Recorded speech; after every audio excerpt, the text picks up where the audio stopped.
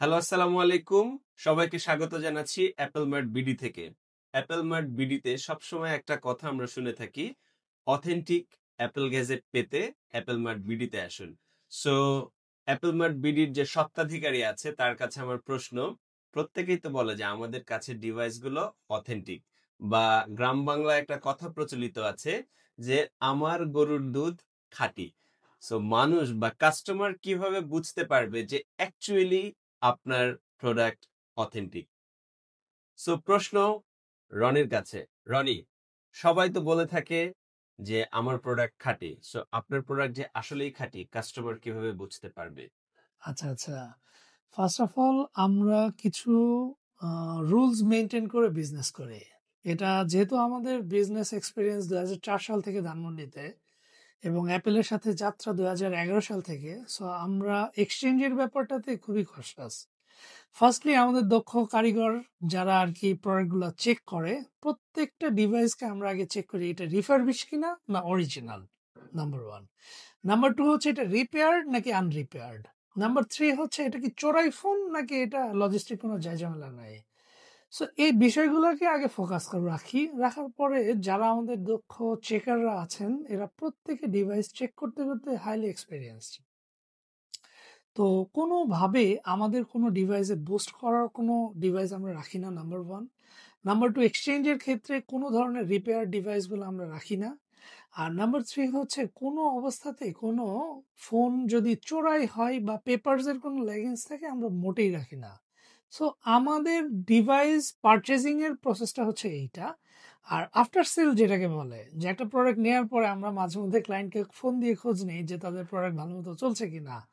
এবং যখন তারা বলে যে আমরা এক্সচেঞ্জ করতে চাই, আমাদের দেওয়া প্রোডাক্টগুলো আমরা আবার ভালো প্রাইসে নিয়ে নেই। আমি যদি পচা প্রোডাক্ট সেল করি ওটা তো নিতে চাবো না। বাট আমরা সবসময়ের জন্য প্রেফার করি আমাদের দেওয়া প্রোডাক্টগুলো আমরা আবার রিটার্ন নিতে। তো এইটা একটা মানে after sale service. As well as আমরা যে কাজটা সবসময়ের জন্য করে থাকি যে ক্লায়েন্টসদের ক্ষেত্রে, যে কোনো প্রোডাক্ট দিয়ে যদি আমরা এক্সচেঞ্জ করি, সাপোজ আমাদের সব প্রোডাক্ট যে ভালো হবে তা না, কোনো না কোনো প্রোডাক্টে ফল্ট থাকতেই পারে। সেটা যখন আমরা জানতে পারি আমরা ক্লায়েন্টসদেরকে তখন প্রাইস কমিয়ে দিয়ে ওই ব্যাপারটাকে আগে বলে রাখি যে ভাই আমাদের এই প্রোডাক্টে এই প্রবলেম আছে, যদি আপনি ইন্টারেস্টেড হন নিতে পারেন, দাম কম পড়বে। সো বিজনেসের লাভ এবং লস দুটোই থাকবে। এখন ভালো প্রোডাক্ট খুঁজতে, খুঁজতে খারাপ প্রোডাক্ট আসতেই পারে।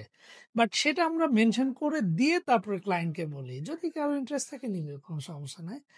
আর নাম্বার 3 হচ্ছে আমাদের এইখান থেকে যারা, যারা প্রোডাক্ট পারচেজ করে, আমরা প্রত্যেকটা প্রোডাক্টের ব্যাপারে ওয়ারেন্টি প্রোভাইড করি। যেমন ইউজুয়ালি যারা শহরের মধ্যে থাকে আমরা 3 ডেজ রিপ্লেসমেন্ট দেই। কেউ, কেউ বললে তখন 5 ডেজ রিপ্লেসমেন্ট দেই। কারণ ডিভাইসের যদি ভালো হয় সেক্ষেত্রে আমার রিপ্লেসমেন্ট গ্যারান্টি দিতে সমস্যা কোথায়?